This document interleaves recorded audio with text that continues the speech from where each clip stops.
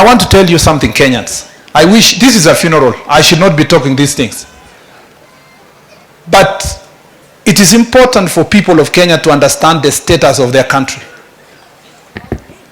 Wakati William Ruto alichukua urais, nikiingia kama waziri yake ya barabara, kuna deni ya 165 billion ya makontrakta wa barabara haikuwa imelipwa kwa miaka 2. Saa hizi hiyo deni bado iko. Makontrakta wengi wamefilisika kwa sababu hatujaweza kulipa hawa.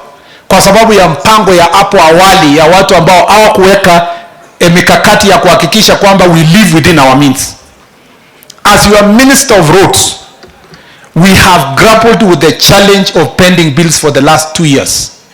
And sometimes we have to sit down with contractors, yani literally, kunegotiate, kumwambia kuja tu siku 2, hata hiya Cheborgate, we had to talk to him, kumwambia kuja site. Because we have a real problem, and real problem which requires money. But you know, sometimes people stand and wanasema, mfanye tu, fanyeni tu bure, hatutaki kuweka pesa hapo, fanyeni tu. It is easy to say so, but it's also important for the people of Kenya to understand the state of the infrastructure. Mimi nimesema inafaa kila mwaka mawaziri wote na wizara yao wapelekwe kwa national discussion na kila mtu alete report card yake kila mwaka amefanyia nini Kenya kwa ile report card ya wizara inasimama. And I have said without fear of contradiction, as the Minister of Roads and Transport, we have done a fantastic job for the last 2 years. And I'm ready. Mimi nimeambia watu wa X, wa Y, wa Z. I am ready to account for every second that I go to my office at 6 in the morning and leave at 10 in the evening. I am ready to give an account of what this government has done for the last 2 years in my ministry. And it should be the tradition. Na nimfaa tushukuru rais because jana alijipeleka mpaka pale huko X. Wale walikuwa wanaongea sana wakatoroka, wakasema ndio huyo amefika. Mimi Kipchumba niko tayari kufika hapo hata kesho. Ndio tuweze kuambia wananchi tumefanya nini. Kwa sababu tusiposema hii maneno, propaganda inashika na it's very interesting to be in this space. Ya pili, I think it's important as a country tusiongee tu maneno kwa mdomo. Tumesema sasa mambo ya Harambee kwa sababu inaingiza inaitwa nini, corruption, tuweke kando. Sio namna hiyo. Nataka pia tukubaliane. Kuliko tuongee kwa mdomo tu, watu wanasema huyu alikuwa waziri jana, amenunua kiatu, amenunua shati, amejenga nyumba. Why don't we pass a law in Kenya for lifestyle audit? So that every 1 year after office, we can do a lifestyle audit of every person who is holding public office. Ndio isikuwa Kipchumba peke yake anaona kiatu gani amevaa leo, shati gani amevaa siku gani. Ikuwe an orderly public position as a country where everybody goes through a same simple system. Ndio sasa tuseme usivae saa yenye inapita pesa ngapi, usivae kiatu ya Kenya, shati yako isikuwe mrefu kuliko kupita hapa. Then we will all of us as public servants follow that position so that as a country we move as a team. Mimi najua kwamba kuna barabara mnataka niseme. Na rais aliwahi kusema barabara ya Kapkatet Poito. Hata mnapiga makofi na mkiambiwa lipeni road maintenance levy mnasema at reject, lakini barabara mnapiga makofi. Kwa sababu nimekuja hapa na kwa maneno yenye rais alisema, now I want to plead with all of us that we be of sober minded and focus on the things that will bring development to our people, and that our people will therefore be able to trust us overcomers. We will overcome the greater challenge. We will overcome the situation that we are in as a country. Our children will succeed because we will have planted the proper seed, and we ask God to water that seed that we may achieve all that we need in this time. Rafiki yangu Sonko ambaye ni colleague wangu amesema mambo ambayo yalitendeka. Hawa Gen Zs walituonyesha mambo. Tulikuwa bunge tukipitisha hii mambo ya finance bill, na kabla hata hatujasema hai, niliona Millie Odhiambo ambaye alipiga no. akikuja kama ameshikilia viatu na amekimbia kwa bunge akisema tumekufa.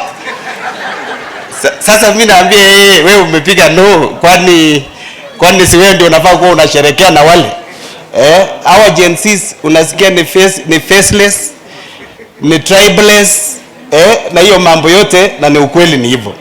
The only thing yenye mimi niliona katika hii mambo yote ni misinformation, because hata mimi niko na Gen Z wangu, niko na Gen Z kwa nyumba, na nilikuwa nikiwauliza kweli tunaongea kuhusu mkate, hii mambo tunaongelelea hapa 16% VAT haiko,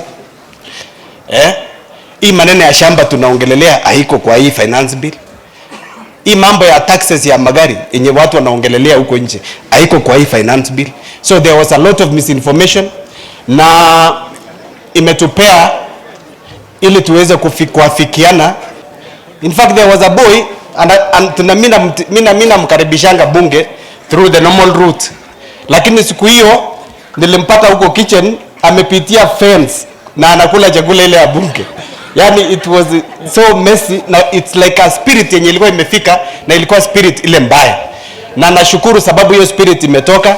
Jana uliona president ameingia hata yeye express na ameongelesha Gensis, na tunataka going forward tuongeleshane, tukuwe na roho ya kusikiza. I think those are lessons yenye tumelearn, na tutaendelea kuwasiliana.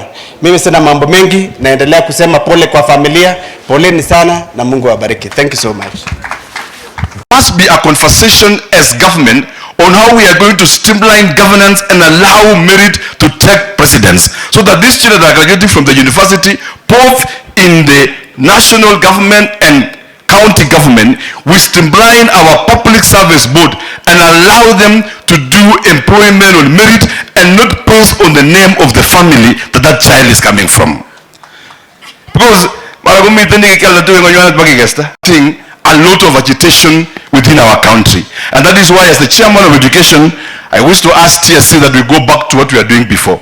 Let us employ all our children equally based on their year of graduation and give them a fair chance to serve this country, because they all belong to our families equally. And that speaks to the interior and speaks to all other departments and ministries. As county government have whipped the county public service board to ensure that we give equal opportunities for our children regardless of the families that they are coming from.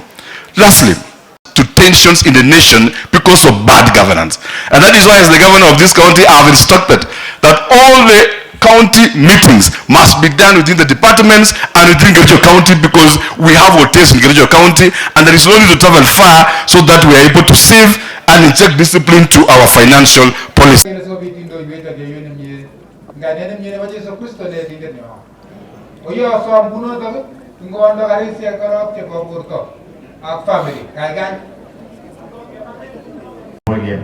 you very much. Reverend. Okay, basi kwa vile saa imeandia, confidently say it was among the best in the entire Kericho and Bomet County. That one I can stand and confidently say. We fondly recall him, our dad, driving us to Murkomen, where he worked as an assistant manager in his white Volkswagen Beetle. Our greatest childhood memory of that was a person who cherished education, a value. He'll always be remembered for his generosity, selflessness, and kindness. As an educationist, humility and honesty to his family and. Thank you very much, Ruben. Karibu, Lawrence. Okay. Yeah, I know Lawrence Kosoma, you go.